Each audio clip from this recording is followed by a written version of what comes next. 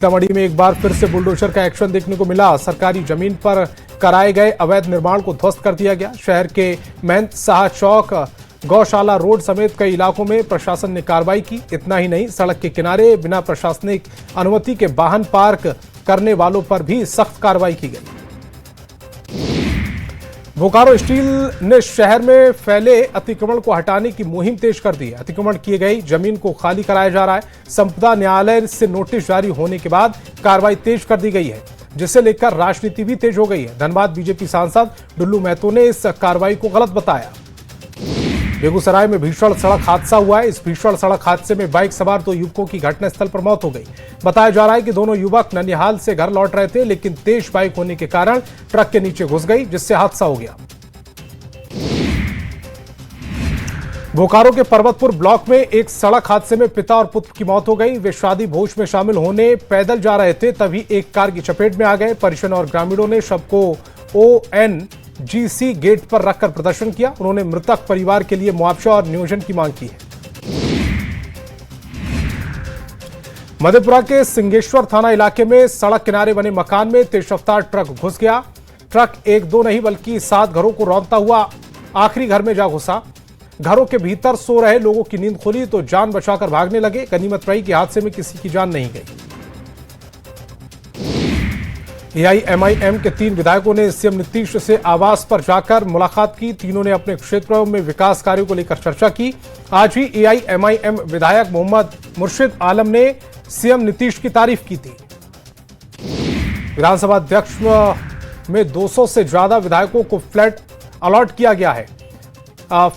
Flat allot होने के बाद विधायकों में कई ऐसे बड़े शेरे हैं जिनका आवास अब तक काफी बड़ा था।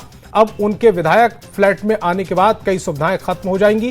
पहले अनंत सिंह बंगले में खटाल से लेकर घोड़ा तक इस्तेबल भी था, लेकिन अब उन्हें फ्लैट नंबर 11/10 में रहना पड़ेगा। जेडीयू के नेता और कार्यकर्ता लगातार निशांत कुमार को राजनीति में सक्रिय होने को लेकर आवाज उठा रहे हैं।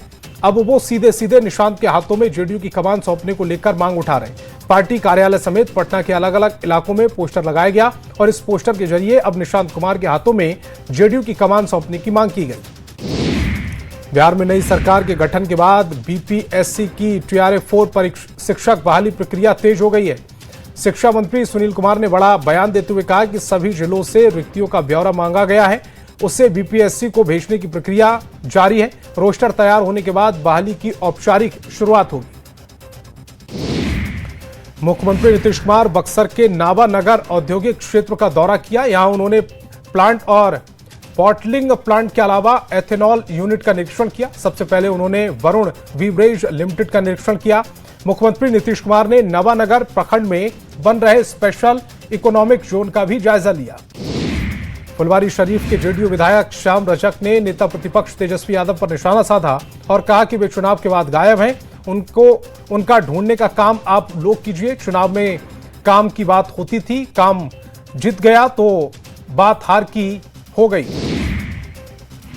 गोड्डा के हंसडीहा हॉस्पिटल में चोरी के मामले में कांग्रेस विधायक प्रदीप यादव ने सदन में उठाया, जिसमें उन्होंने 25 करोड़ रुपए की चोरी का आरोप लगाया। इस बयान पर कांग्रेस विधायक दल के नेता इरफान अंसारी भड़क गए और कहा कि असल चोरी सिर्फ 1 करोड़ रुपए की हुई है। इरफान ने चुनौती दी कि प्रदीप यादव या तो चोरों को प्रमाण दें या फिर सार्वजनिक रूप से माफी मांगे। विधानसभा से नेता प्रतिपक्ष तेजस्वी यादव के बयान गायब होने पर मंत्री दिलीप जायसवाल ने तंज कसा। कहा कि विधानसभा में तेजस्वी यादव गायब हो गए। पूरे देश में चर्चा हुई कि नेता प्रतिपक्ष सदन से चले गए और इस दौरान गायब रहते हैं। इस बात को छिपाने के लिए उल्टा सीधी बात कही जा रही है। झारखंड विधानसभा के शीतकालीन सत्र के दूसरे दिन हंगामे के बीच वित्त मंत्री ने अनुपूरक बजट पेश किया। वित्त मंत्री राधाकृष्ण किशोर ने सदन में 7,721 करोड़ रुपए का द्वितीय अनुपूरक बजट रखा। इस अनुपूरक बजट पर 9 दिसंबर को विधानसभा में 3 घंटे चर्चा होगी। इस दौरान विपक्षी विधायकों ने वेल में आकर नारेबाजी की है। झारखंड विधानसभा के शीतकालीन सत्र के दौरान सदन के बाहर बीजेपी के नारेबाजी हुई। झारखंड संयुक्त प्रवेश परीक्षा पर गड़बड़ी का आरोप लगाया और सीबीआई से जांच की मांग की। नेता प्रतिपक्ष बाबूलाल मरांडी ने आरोप लगाया कि झारखंड सरकार किसानों और छात्रों को ठगा है। छात्रों को 2 साल से छात्रवृत्ति नहीं मिली। देश के विभिन्न राज्यों से आए आदिवासी प्रतिनिधियों ने मुख्यमंत्री हेमंत सोरेन से मुलाकात की। मुख्यमंत्री ने उनका स्वागत किया। इस मौके पर प्रतिनिधियों ने एकजुट होकर अपने हक अधिकारों के लिए संघर्ष करने और सशक्त होकर आगे बढ़ने का आह्वान किया। इस मौके पर आदिवासी प्रतिनिधियों ने सीएम हेमंत सोरेन से आग्रह किया कि देश भर में चल रहे आदिवासी संघर्षों को वो नेतृत्व करें। धनबाद के केदुआ डीह क्षेत्र में जहरीली गैस का रिसाव 7वें दिन भी नहीं रुक रहा है, जिससे स्थानीय लोग दहशत में। बीसीसीएल और डीजीएमएस और रेस्क्यू टीम रिसाव के स्रोत और नियंत्रण पर काम कर रही है। वहीं रांची से आई एनडीआरएफ की 32 सदस्यीय टीम आधुनिक उपकरणों के साथ जांच में जुटी है। जमशेदपुर के भुइयां डीह में अतिक्रमण हटाने के बाद पूर्व मंत्री दुलाल भुइयां और जेएमएम के बीच विवाद बढ़ गया है। जेएमएम ने दुलाल भुइयां के खिलाफ मुख्यमंत्री हेमंत सोरेन पर आपत्तिजनक टिप्पणी को लेकर मामला दर्ज कराया। इस पर दुलाल भुइयां ने जेएमएम नेता प्रमोद लाल और मोहन कर्मकार पर मानहानि का मामला दर्ज करने की चेतावनी दी। रांची में हाईकोर्ट के आदेश पर रिम्स की अधिग्रहित जमीन से अतिक्रमण हटाने की कार्रवाई जारी है। अब तक 50 से ज्यादा मकान ध्वस्त किए गए, कई क्वार्टर खाली कराए गए। पुलिस प्रशासन ने सुरक्षा के लिए भारी तैनाती की है। IIT-ISM धनबाद में स्मार्ट इंडिया हैकाथन का आयोजन केंद्रीय पुस्तकालय के चौथे तल से शुरू हुआ। इसमें देश भर से आए लगभग 160 प्रतिभागी अगले 36 घंटे तक 5 प्रकार की चुनौतियों पर नवाचार आधारित समाधान विकसित करेंगे। सर्वश्रेष्ठ टीम को ₹1.25 लाख का पुरस्कार मिलेगा। झारखंड के मनरेगा कर्मी ग्रामीण विकास मंत्री दीपिका पांडे के आवास पहुंचे और अपनी मांगों का ज्ञापन दिया। इस दौरान उन्होंने ग्रेड पे वृद्धि और गढ़वा से हटाए गए कर्मियों को दोबारा बहाल करने की मांग रखी। मंत्री दीपिका पांडे ने कर्मियों को आश्वासन दिया। हालांकि ग्रेड पे के मामले में ग्रामीण विकास मंत्री ने समय मांगा है। धनबाद जिले के केदुआ डीह बस्ती के लोगों ने बीसीसीएल के विस्थापन प्रस्ताव को पूरी तरह खारिज कर दिया। ग्रामीणों ने कहा कि वे अपनी जमीन छोड़कर बेलगड़िया या कर्माटांड नहीं जाएंगे। जिला परिषद अध्यक्ष शारदा सिंह ने स्थल का दौरा कर लोगों से स्थिति की जानकारी ली। प्रभावितों ने बीसीसीएल से गैस रिसाव को रोकने के लिए तकनीकी कदम उठाने और विस्थापन की बजाय समस्या का स्थायी समाधान निकालने की मांग की। वैशाली के महनार थाना क्षेत्र में पुलिस ने पति पर दूसरी शादी का आरोप लगाते हुए जमकर हंगामा किया। वासुदेवपुर चंदेल पंचायत के विशनपुर गांव में जमकर ड्रामा हुआ। कोलकाता की रहने वाली बिलगिस खातून ने अपने पति पर दूसरी शादी करने का आरोप लगाते हुए जमकर हंगामा किया। वहीं पति फिलहाल घर छोड़कर फरार है। चाईबासा के रनिया क्षेत्र में जंगली हाथी का आतंक जारी है।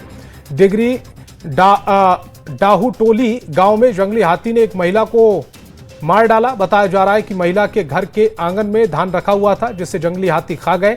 महिला जैसे ही घर से बाहर निकली तो हाथी ने हमला कर दिया। छपरा के तरैया में अतिक्रमण के खिलाफ बुलडोजर अभियान चलाया जा रहा है। अभियान का लोगों ने विरोध किया। अतिक्रमण हटाने के दौरान कई दुकानों और घरों के सामने अवैध निर्माण को ध्वस्त किया गया, जिसके बाद लोग भड़क गए और प्रशासन के खिलाफ नारेबाजी की। आरा के तरारी में अतिक्रमण के खिलाफ प्रशासन सख्त रुख अपनाए हुए है। मोपती से लेकर सहयोगी बाजार तक अवैध कब्जे हटाने में प्रशासन की टीम जुटी हुई है। अभियान के दौरान कई जगहों पर टीम को लोगों के विरोध का सामना करना पड़ा, लेकिन प्रशासन के सख्त रुख के आगे अवैध कब्जाधारियों की एक न चली। बगा के रामनगर में अतिक्रमण हटाने के दौरान दो पक्षों आमने सामने आ गए। एसपी के हस्तक्षेप के बाद मामला शांत हुआ। पटना सिटी के कांटी फैक्ट्री रोड के गांधीनगर मोहल्ले में अतिक्रमण हटाओ अभियान चलाया गया। प्रशासन की टीम ने बुलडोजर और जेसीबी से जमीन खाली कराने और अवैध रूप से बने पक्के निर्माण को तोड़ दिया।